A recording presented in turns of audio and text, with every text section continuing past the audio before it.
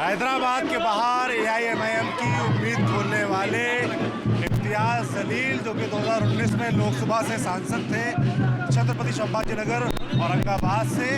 2024 का चुनाव हालांकि वो हार गए, एक बार फिर से वो औरंगाबाद ईस्ट से विधानसभा चुनाव में मैदान में उतरे हैं। उनसे बात करने के लिए हम आए हैं, उनकी रोड शो चल रहा है। इम्तियाज़ जी, आपने कहा था लोकसभा चुनाव के दरमियान कि 200% आप चुनाव जीतेंगे, मगर ऐसा हो नहीं पाया। जी, मैं 200% जीत रहा था, लेकिन आखिरी के 3 दिनों के अंदर मुख्यमंत्री एकनाथ शिंदे साहब खुद यहाँ पर आकर बैठे थे और कितना पैसा वो लेकर आए थे। उन 3 दिनों के अंदर पैसे का कैसा नंगा नाच यहाँ पर देखने को मिला था, उसका नतीजा है कि हम जीतते जीतते हार गए हैं करके। लेकिन हारने के बावजूद भी मैं ये कहूँगा कि मेरे जो मुखालिफिन थे, जो विरोधी थे, एक तरफ 3 पार्टी का ताकत थी, दूसरी तरफ 3 पार्टियों की ताकत थी, शिवसेना, भारतीय जनता पार्टी, अजीत पवार, दूसरी तरफ शरद पवार साहब, कांग्रेस और उद्धव ठाकरे।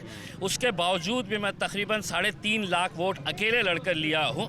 तो इस हार में भी हमारी जीत है, क्योंकि हमने अकेले लड़के 3.5 लाख के करीब हमने वोट हासिल किए। आपकी हार के पीछे 2 मुख्य कारण जो आपने गिनाए वो तो है ही है, उसके अलावा वंचित बहुजन अघाड़ी और दूसरा जो महाविकास अघाड़ी के प्रत्याशी थे, वो 2 प्रमुख किरदार बताए जाते हैं।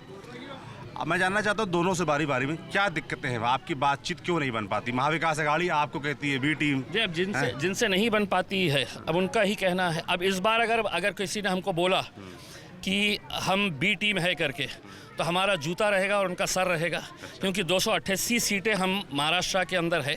मजलिस इस बार कितने लड़ा रही है, तो महज 16 सीटें लड़ा रही है। 16 के अंदर 4 जो है वो हमारे दलित भाई और हमारी 2 दलित बहनें हैं। तो अगर इतनी कम सीटें अगर लड़ा रहे हैं और उसके बावजूद भी अगर आप पूरी अपनी हार का ठिकरा हमारे ऊपर फोड़ना चाह रहे हैं, तो हम तो ये कह रहे हैं कि हम छोड़ देते हैं ना आपको। 288 में से आप 16 छोड़ दीजिएगा, 250 खुद जीत के बता दीजिएगा आप जीत सकते हैं क्या करके।